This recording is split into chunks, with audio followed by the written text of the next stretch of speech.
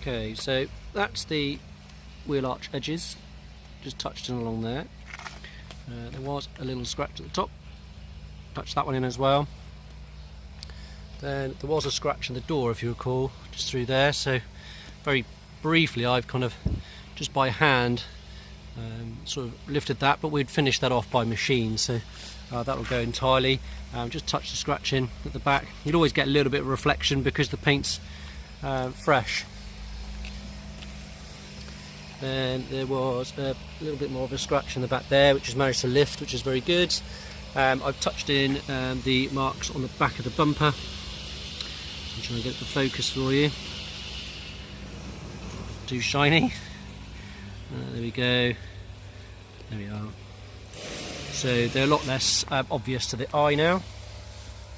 I'll be honest, there's not been an awful lot I've been able to do with that one. I'm going to touch it in again, I think, just to again take your eye away from it a bit, but just the way that the light reflects.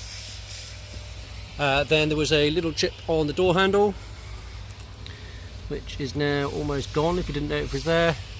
But the pièce de résistance is the front bumper. I've just had a little run through with some hand polish, and really the reflection's gone from there.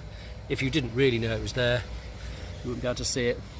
Again, the bonnet, there's not much I can do with the bonnet, I'll be honest. I think I'd make it look worse if I touched it in. I can when you're here if you want me to, that's not a problem at all, but I think it would probably make it more obvious than not. And I have tried on the front near side corners of those two, but they're into the plastic, so a little bit more difficult to actually remove. Again, I think touching them in would probably make them a little bit more obvious than they are, but if you want me to do that when you're here, that's not a problem at all. But hopefully that rectifies it a little bit more for you. I'll catch up with you shortly.